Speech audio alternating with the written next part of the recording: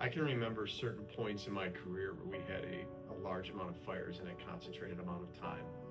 I think one winter, in 6 weeks, I think we had 14 structure fires, which was extremely busy for us. We spoke to that at that moment, but we've never had a period of time that I can recall in 6 months, and even starting back to last fall, where we had the volume of incidents that just kept coming. So we're averaging, I think, Chief Zhang and I talked about two investigated incidents per week, which is far and away the most I've ever seen, and I will be here 25 years this November. I mean, we're at 31 investigated fires for the year since January 1st, and on average, we investigate 35 fires a year.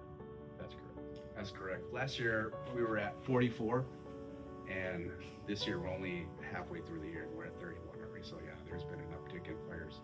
And these are fires that we as the fire investigators, we actually get called in to investigate. The state DSPS requires that anything causing more than $500 damage that has to be investigated.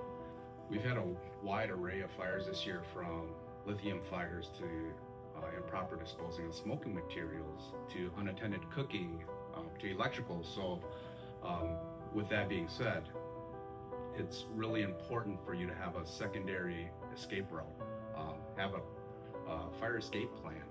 Make sure that you know that if your main way out of your building, if that's blocked or if there's an emergency that way, that you have a secondary way out. This year, our fire crews have rescued 5 people from fires. I think the fact that we see year after year the same top causes for fires, that's not going to change. That's going to remain constant. So if people can do their due diligence and heed our media push outs that we do and make a priority, I think it speaks to what B's talking about. If you do have that incident, it is so important to have those working smoke detectors at escape route to make sure that you can get your family and your pets and you all out safely. That's our number one priority, obviously, is the safety of the individuals involved. We have preventable fires that we've responded to this year.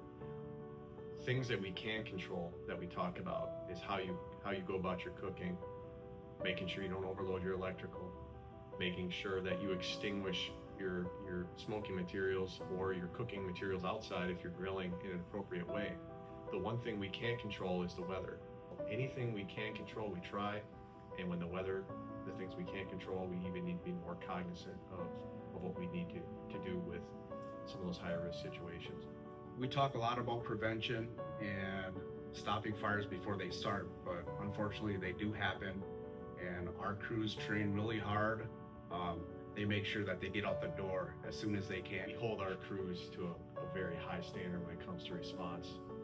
We also have a huge backing by our community, and they do provide us the resources to be that high-performing agency. And it is not an accident that we arrived quickly, put the fire out, and rescued those 5 people. That's how it's supposed to work. I really appreciate the efforts of our crews, and more importantly, this community support.